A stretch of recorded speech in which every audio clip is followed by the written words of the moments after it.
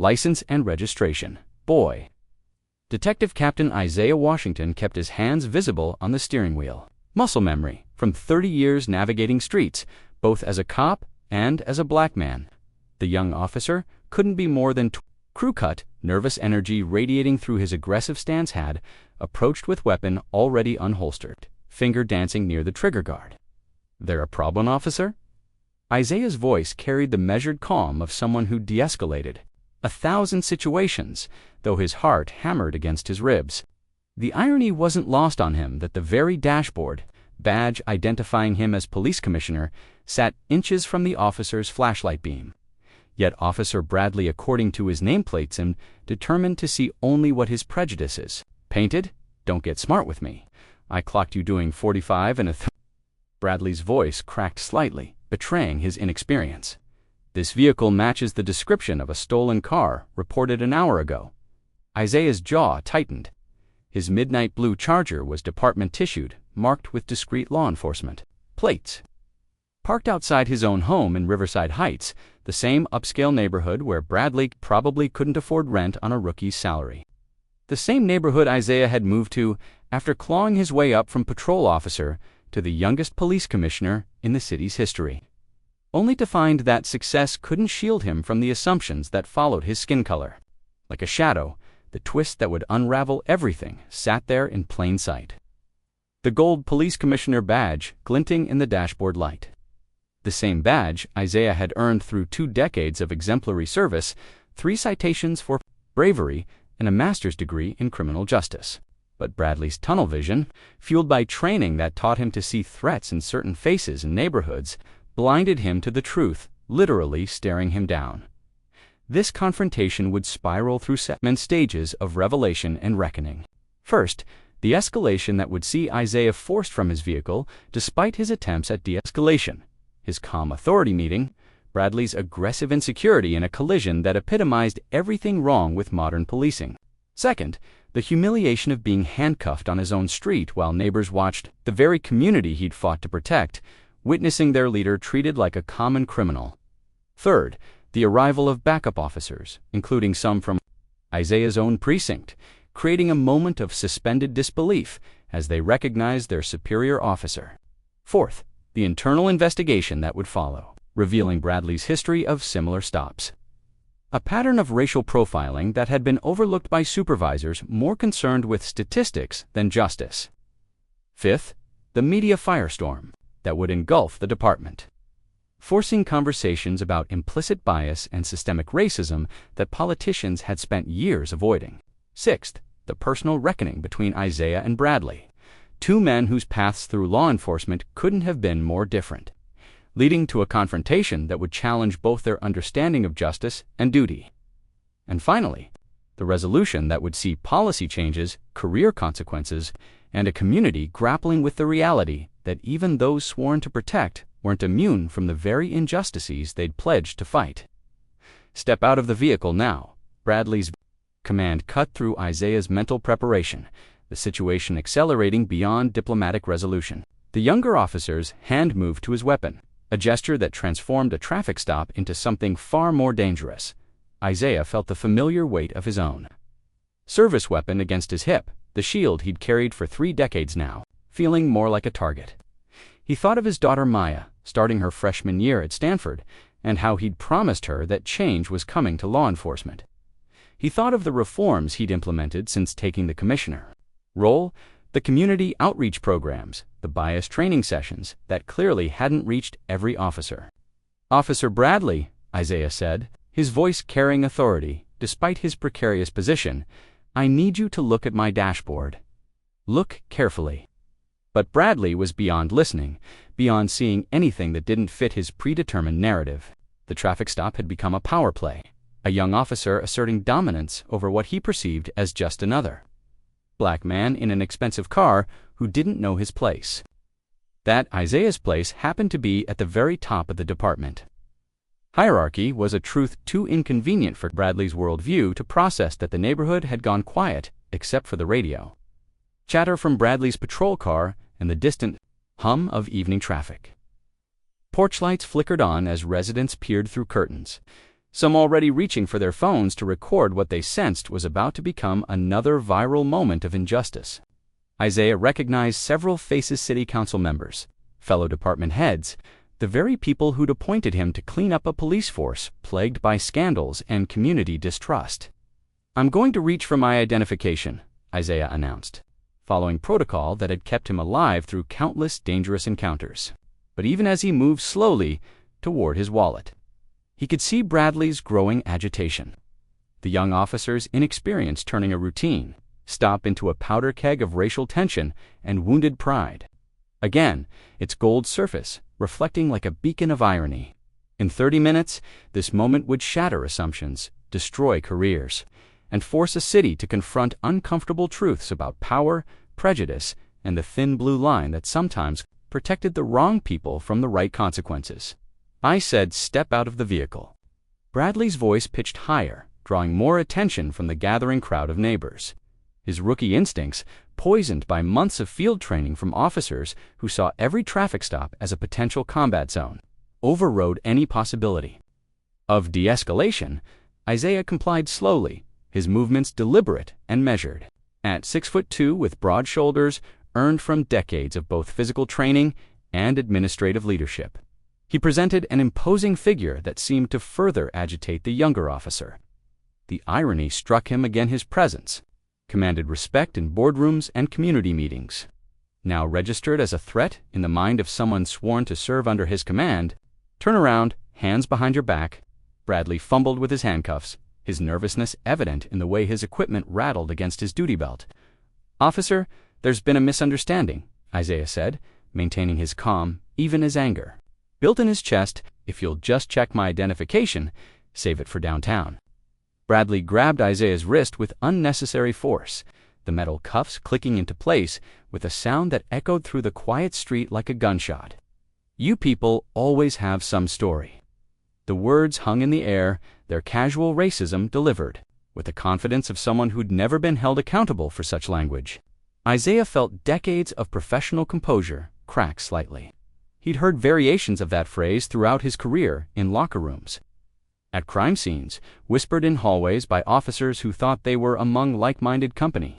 But hearing it directed at him while restrained and helpless ignited something primal and dangerous. "What did you just say?" Isaiah's voice dropped to a whisper that carried more menace than any shout. Bradley, either oblivious to the shift in tone or emboldened by having his suspect in custody, leaned closer. "You heard me. Always some excuse, some story about why you're where you don't belong." He gestured toward the upscale houses lining the street, probably casing the neighborhood, looking for something to steal. The gathering crowd had grown larger. Mrs. Chen from across the street held her phone at arm's length, recording the encounter with the steady hands of someone who understood history was being made. Tom Bradley, no relation to the officer, emerged from his house next door, his face flushed with recognition and outrage. As the city's deputy mayor, he'd worked closely with Isaiah on police reform initiatives. The absurdity of the situation wasn't lost on him. "Officer," Tom called out, his voice carrying municipal authority, "do you know who you've just arrested?" Bradley turned, irritation flashing across his young features. "Sir, please step back. This doesn't concern you. It concerns all of us," Tom replied, pulling out his phone. His first call would be to Mayor Richardson, his second to the local news stations. By morning, this street corner would be a symbol of everything wrong with American policing. Isaiah caught Tom's eye and shook his head slightly.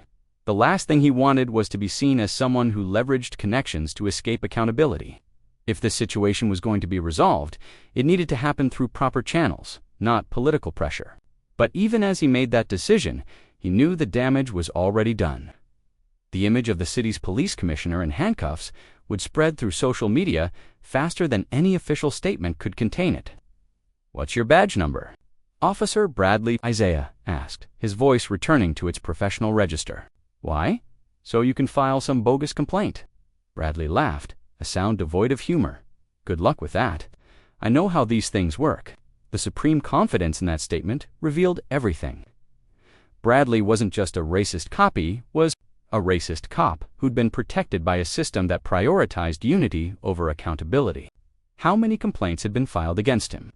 How many had been dismissed or buried in administrative review? Isaiah made a mental note to have his Internal Affairs Division pull Bradley's complete record first thing Monday morning. If there was a Monday morning for Officer Bradley's career, the sound of approaching sirens cut through the night air. Someone, probably Mrs. Chen or Tom, had called for backup. Isaiah felt a mixture of relief and dread. Relief because more officers meant witnesses, accountability, and the possibility of reason prevailing. Dread because he knew some of those responding officers knew their faces and their families. Knew they'd have to choose between supporting a fellow officer and doing what was right. 2 patrol cars rounded the corner, their red and blue lights painting the scene in stark, dramatic colors. The first car carried officers Martinez and Johnson from the 4th Precinct, Isaiah's old stomping grounds. The second held Sergeant Collins, a 20-year veteran who'd served under Isaiah when he was a lieutenant. The moment of recognition was instantaneous and electric. Martinez stepped out of his vehicle, took one look at the man in handcuffs, and froze. His face cycled through confusion, disbelief, and horror in the span of 3 seconds. "Jesus Christ," he whispered, loud enough for everyone to hear. Bradley turned, still holding Isaiah's arm possessively. "What's the problem? I need help getting this suspect secured for transport." Martinez looked at Bradley like he'd just claimed the earth was flat. "Do you know who that is?" "Some thug who thinks he's too good for a routine traffic stop," Bradley replied, his arrogance intact, despite the growing tension radiating from his fellow officers. Johnson had gone pale, recognizing not just Isaiah, but the magnitude of the disaster unfolding before them. In 30 years of police work, he'd never seen anything quite this catastrophic. This wasn't just a bad stop, this was career-ending, department-shaking, citywide scandal-level bad. Sergeant Collins approached slowly, his weathered face grim with understanding. He'd been expecting a routine backup call, maybe help with a DUI or a domestic dispute. Instead, he was walking into the kind of situation that ended up in federal investigations and consent decrees. Officer Bradley Collins said, his voice carrying the weight of command, "I need you to release your suspect immediately. Sarge, with all due respect, I've got this under control." This individual was acting suspiciously, matched the description of a suspect vehicle, and refused to comply with lawful orders. Collins moved closer, his eyes meeting Isaiah's over Bradley's shoulder. The look they shared carried decades of mutual respect and shared experience. Collins had been there when Isaiah made detective, when he earned his first commendation, when he was promoted to captain. He'd also been there at the ceremony when Isaiah was sworn in as police commissioner, the proudest moment in the department's recent history. "Son Collins," said quietly, "you just handcuffed the police commissioner." The words hit Bradley like a physical blow. His grip on Isaiah's arm loosened as his brain struggled to process information that contradicted everything he thought he understood about the situation.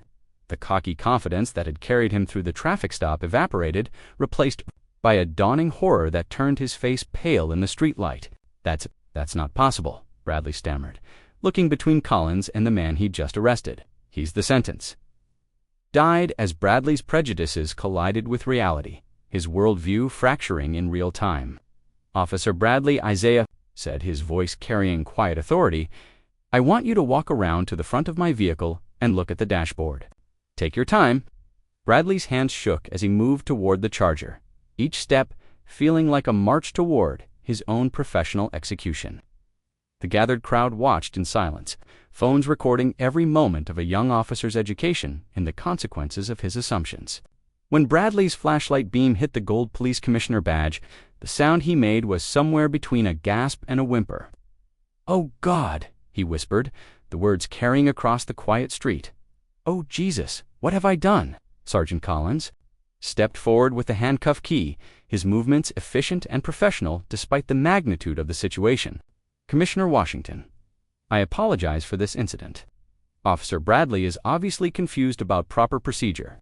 Isaiah felt the metal restraints fall away, blood returning to his wrists in a rush of tingling sensation. He straightened his jacket with deliberate care, using the moment to collect his thoughts and control his anger. Every eye on the street was watching, waiting to see how the city's top cop would handle being treated like a common criminal by one of his own officers. "Thank you, Sergeant," Isaiah said, his voice measured and professional. He turned to face Bradley, who stood frozen beside the patrol car like a deer in headlights. "Officer Bradley, I want you to think very carefully about what just happened here." Bradley opened his mouth, closed it, then tried again. "Commissioner, I didn't know. I couldn't see." The excuses died on his lips as he realized how pathetic they sounded. "You couldn't see what?" Officer Isaiah stepped closer, not intimidating but commanding attention. "You couldn't see the badge on my dashboard? You couldn't see the law enforcement plates? Or you couldn't see past your own assumptions about who belongs in this neighborhood?" The question hung in the air like an indictment. Around them, the crowd had grown to include more neighbors, some arriving after receiving panicked phone calls from friends. Isaiah recognized faces from community meetings, parents whose children he'd sworn to protect, business owners who'd supported his reform initiatives. They were all witnessing their police commissioner being treated with the same disrespect and suspicion that too many in their community faced daily.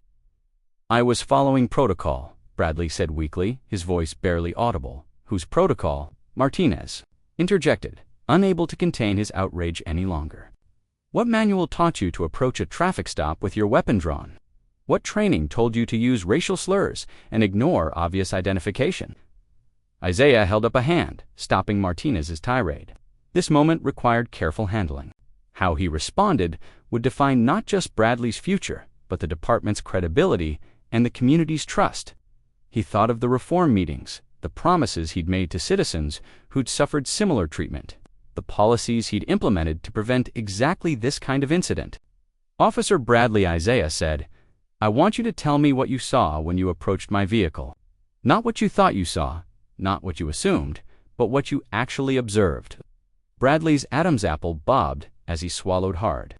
I saw a black male in an expensive car in an upscale neighborhood." The admission came out in a rush, as if speaking quickly could somehow minimize its impact, and that automatically made me a suspect. "No, sir, Bradley's training ward, with his honesty creating a painful internal struggle. "There was a report of a stolen vehicle." "What kind of vehicle?" A dark sedan." Isaiah nodded toward his Charger. "And mine is." "A dark sedan," Bradley whispered. "Sergeant Collins, how many dark sedans do you think are registered in this city?" Collins, despite the gravity of the situation, almost smiled. "Several thousand, Commissioner." So did description. Dark sedan would apply to what percentage of vehicles on the road tonight? Bradley's shoulders sagged as he realized the trap he'd walked into. "A lot of them, sir." "Yet you didn't stop any other dark sedans tonight, did you, officer?" "Just mine." Isaiah's voice remained calm, but the implication was clear. "Would you like to explain why?" Bradley had seen a black man in an expensive car and manufactured justification for a stop, never considering that the driver might be the very person responsible for his paycheck. Commissioner Tom Bradley called from the sidewalk. "I've been in contact with Mayor Richardson. This isn't about you making a mistake. This is about a pattern of thinking that turns citizens into suspects, based on nothing more than skin color and assumptions about who belongs where." "I know, sir. I'm sorry, sir. Are you sorry you got caught, or sorry for your actions?" The question cut deep, forcing Bradley to confront his own motivations. Around them, the crowd waited for an answer that would reveal whether this was genuine remorse or damage control. "I'm sorry for my actions, sir," Bradley said finally. "I let my assumptions guide my judgment instead of following proper procedure." It was a start, though Isaiah suspected the young officer's education was far from complete. The real test would come in the days ahead, when media attention faded and the hard work of examining implicit bias began. "Sergeant Collins, I want Officer Bradley to report to Internal Affairs first thing Monday morning. Full review of this incident, including any similar stops in his record." Isaiah's voice carried the weight of command.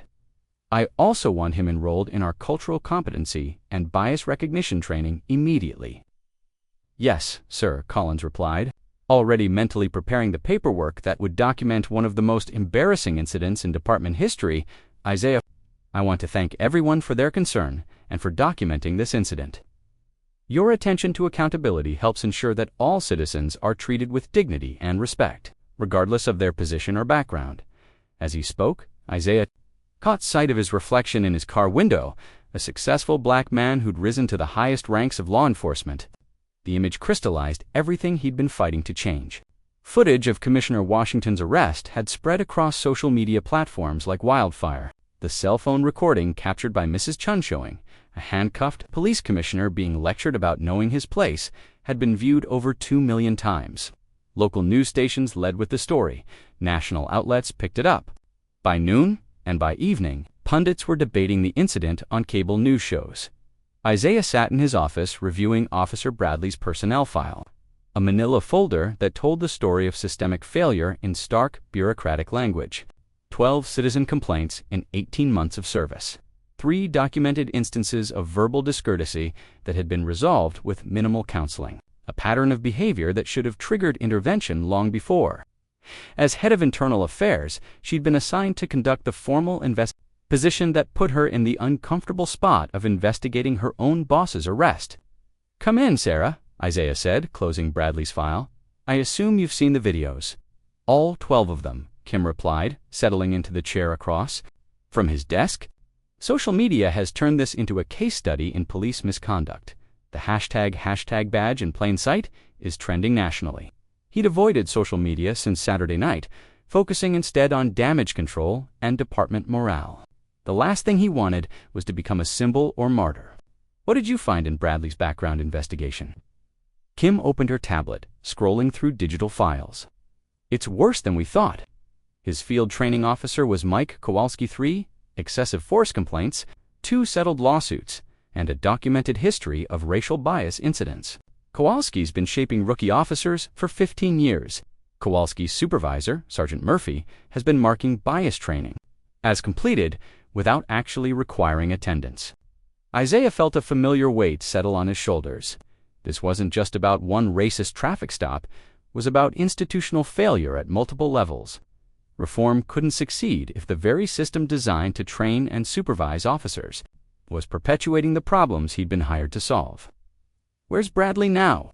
"Suspended with pay pending investigation, per union contract.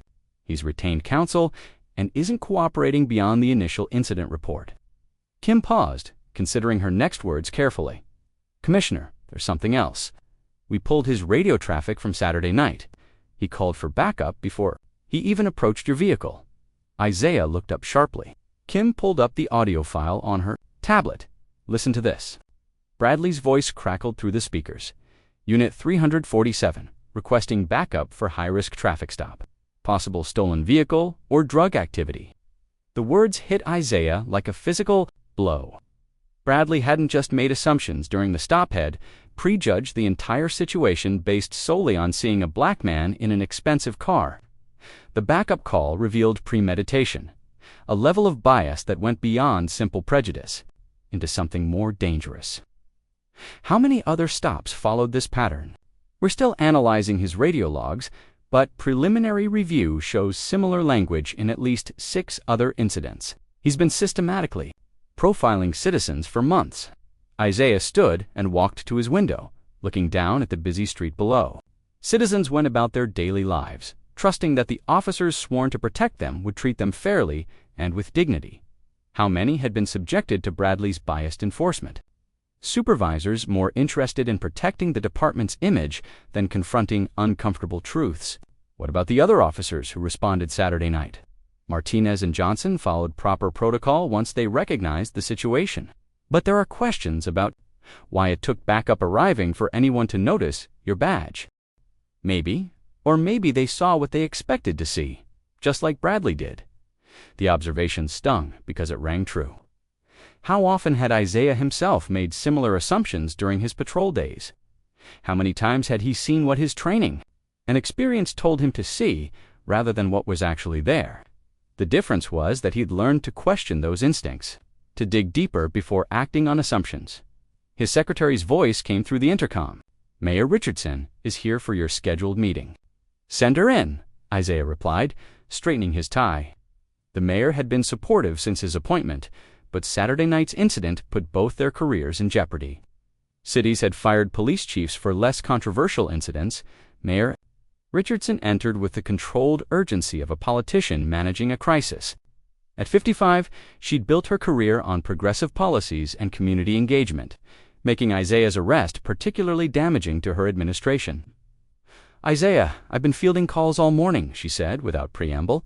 "CNN wants an exclusive interview. The ACLU is demanding federal oversight. And 3 city council members are calling for Bradley's immediate termination. What's your position?" "Publicly, I support a thorough investigation and appropriate accountability measures." Richardson sat heavily in the chair Kim had vacated. "Privately, I want to know how we prevent this from destroying everything we've worked to build." Isaiah appreciated her directness. They'd collaborated effectively on police reform initiatives, community policing programs, and bias training requirements. Saturday night's incident threatened to overshadow all that progress, reducing their efforts to a footnote in a story about systemic racism. "Sarah was just briefing me on Bradley's background," Isaiah said. "This goes deeper than one bad stop. We're looking at institutional failures in training, supervision, and accountability." "How deep?" Kim answered. "Preliminary investigation suggests at least a dozen officers may have been influenced by problematic field training practices. We're talking about potential civil rights violations, pattern and practice issues, and federal intervention. If we don't get ahead of this..." Richardson closed her eyes, absorbing the implications. Federal oversight meant loss of local control, consent decrees, and years of external monitoring. It also meant admitting that their reform efforts had been insufficient, that the problems ran deeper than they'd acknowledged. "What do you need from me?" she asked. Isaiah had been considering that question since Saturday night. The easy path would be to make Bradley a scapegoat, implement additional training, and hope the controversy faded. But easy solutions wouldn't address the underlying issues that made Saturday night possible. "I need authority to conduct a comprehensive review of our training and supervision practices," he said. "Full audit of complaint patterns, field training officer evaluations, and promotional decisions. We need to identify every officer influenced by biased practices and provide intensive retraining." "That's going to be expensive and politically difficult," Richardson warned. "Less expensive than federal intervention and less difficult than explaining the next viral video." Kim interjected. Isaiah nodded agreement. "We have a choice: address these problems proactively or wait for them to address us. Saturday night won't be the last incident if we don't change fundamental practices." Richardson stood, her decision made. "You have my full support. Whatever resources you need, whatever political cover is required. But I need regular updates, and I need assurance that we're not just putting Band-Aids on systemic problems." "You'll have both," Isaiah promised. As the mayor left, Isaiah turned back to Kim. "I want you to personally handle Bradley's investigation. Full background, complete timeline of his career, interviews with every officer who worked with him. I want to understand exactly how we created this problem, and if the investigation reveals broader issues, then we address them. No matter how uncomfortable the truth might be," Isaiah said. "We owe that much to every citizen who trusts us to serve them fairly." Kim gathered her files, pausing at the door. "Commissioner, can I ask you something personal?" "Go ahead. How did you stay so calm Saturday night? I've seen the video. Bradley was completely out of line, yet you never lost control." Isaiah considered the question. "Because I knew that moment would define not just me, but every officer in this department. If I'd lost my temper, if I'd played into stereotypes about angry black men, it would have overshadowed the real issues. Sometimes dignity is the most powerful form of resistance." As Kim left, Isaiah returned to his window. The investigation would proceed, reforms would be implemented, and accountability measures would be strengthened. But Saturday night had revealed something more troubling than policy failures or training deficiencies. It had exposed the persistent power of prejudice to blind even those sworn to serve justice. The real work wasn't changing procedures or updating training manuals. It was changing hearts and minds. One officer at a time. The press conference was scheduled for Tuesday afternoon, giving Isaiah and his communications team less than 48 hours to craft a response that would satisfy multiple constituencies. The community demanding justice, the department needing support, the mayor requiring damage control, and the media hungry for conflict. The department's main conference room had been transformed into a media battlefield. 23 news outlets had requested credentials from local affiliates to national networks. Isaiah counted reporters from CNN, Fox News, MSNBC, and The Washington Post, among the familiar faces of local journalists who'd covered his appointment. As Commissioner, Rebecca Torres, the department's communications director, briefed him one final time before the cameras rolled. The questions will focus on systemic issues, your response to Bradley's actions, and what changes you're implementing. Expect someone to ask about your own experience with racial profiling. Isaiah nodded, reviewing his prepared statement. He'd written it himself, rejecting the sanitized language his staff had initially proposed. This moment required honesty, not political spin. Commissioner Torres continued, "There's been a development." Officer Bradley's attorney released a statement an hour ago claiming his client was following standard procedures and that you failed to properly identify yourself. The news hit Isaiah like a slap. Bradley was doubling down, claiming victimhood in a situation where the evidence was overwhelming. It was a bold strategy that revealed either remarkable audacity or complete detachment from reality. "Do we have a response prepared? We'll let the investigation speak for itself," Torres replied, "but be ready for questions about officer accountability and whether Bradley will face criminal charges." Isaiah straightened his tie and walked toward the podium. Where dozens of cameras waited to broadcast his words across the nation, the weight of representation pressed on his shoulders. He wasn't just speaking as police commissioner, but as a black man who'd experienced the very injustice he'd been hired to combat. "Good afternoon," he began, his voice carrying the authority earned through 3 decades of service. "I'm here to address the incident that occurred Saturday evening involving myself and Officer Bradley, and to outline the steps our department is taking to ensure such incidents never happen again." The room fell silent, except for the quiet whir of cameras and the scratch of pens on paper. "Let me be clear about what happened Saturday night. I was subjected to racial profiling by a member of my own department, despite clear identification, visible in my vehicle. Despite my attempts to de-escalate the situation, I was handcuffed and treated as a criminal based solely on assumptions about my race and my presence in an upscale neighborhood. A reporter from Channel 7 raised her hand. "Commissioner, how does it feel to be victimized by the very system you lead?" Isaiah had anticipated the question, but found it no easier to answer. It's a stark reminder that reform isn't just about policy changes.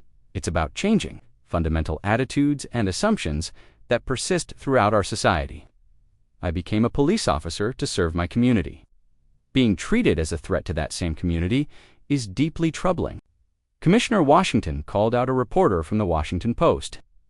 "Officer Bradley's attorney claims you failed to properly identify yourself and that standard procedures were followed. How do you respond? The facts speak for themselves." Isaiah replied, maintaining his composure despite his anger. "My badge was visible on the dashboard. My vehicle carried law enforcement plates, and I repeatedly attempted to show identification. Officer Bradley's own radio traffic, which called for backup before any interaction occurred, reveals the prejudicial assumptions that guided his actions." A young reporter from the local NPR affiliate stood up. "What systemic changes are you implementing to prevent similar incidents?" This was the question Isaiah had prepared for most thoroughly. Effective immediately, we're conducting a comprehensive review of our training and supervision practices. Every field training officer will undergo additional bias recognition training. We're implementing body camera requirements for all traffic stops, and we're establishing an independent review board with community representation to examine complaint patterns and disciplinary decisions. Will Officer Bradley face criminal charges? The question came from a reporter in the back, his voice cutting through the room like a blade. "That decision rests with the district attorney's office," Isaiah replied. "Our internal investigation will be thorough and transparent, and all findings will be shared with appropriate authorities." Maria Santos from Univision raised her hand. "Commissioner, you've spoken about institutional change, but how do you address the personal impact? How do you continue leading officers who might harbor similar biases?" The question touched the heart of Isaiah's struggle. How could he command respect from officers who might see him as an affirmative action hire rather than a qualified leader? How could he trust subordinates who might share Bradley's assumptions about who belonged where? "Leadership requires acknowledging uncomfortable truths," he said. Saturday night revealed that our department, like many others, has officers whose implicit biases affect their judgment. My job isn't just to manage those officers, it's to help them recognize and overcome those biases. Some will embrace that challenge. Others may find law enforcement isn't the right career for them. The room buzzed with the implications of his words. He was essentially threatening officers who couldn't adapt to higher standards, a bold stance that would likely generate union pushback and political controversy. Commissioner called out the Fox News reporter. Critics argue that your response is divisive, that you're painting all police officers with a broad brush. How do you maintain department morale while pursuing these reforms? Isaiah had expected. This angled the suggestion that addressing racism was somehow It was a false dichotomy that had hampered reform efforts for decades. Good police officers want to work alongside colleagues who uphold the highest standards, he replied. Officers who serve with integrity and professionalism should welcome accountability measures that distinguish them from those who abuse their authority. The only officers threatened by these reforms are those who can't meet basic standards of fair and constitutional policing. A reporter from the local black newspaper stood up. Commissioner, some community leaders are calling for Officer Bradley's immediate termination. They argue that the pattern of behavior revealed in the investigation warrants swift action. What? Your response? Isaiah had wrestled with this question since reviewing Bradley's file. Due process required a thorough investigation, but the community's demands for immediate accountability were understandable and justified. Officer Bradley has been suspended pending a complete investigation. If that investigation substantiates the complaints and patterns we've identified, termination will certainly be considered, along with other appropriate disciplinary measures. However, we must follow proper procedures to ensure any actions we take will withstand legal challenge. One final question, Torres announced, recognizing the time constraints. A veteran reporter from the city's major newspaper stood up. Commissioner, you've outlined policy changes and investigative procedures, but what personal message do you have for community members who've experienced similar treatment but lack your position and authority? The question struck to the core of Isaiah's motivation for entering law enforcement. He thought of the countless citizens who'd endured traffic stops like his own, who'd been handcuffed and humiliated without cameras, recording, or commissioners investigating. I want every citizen to know that your experiences matter, that your complaints will be taken seriously, and that this department is committed to earning your trust through actions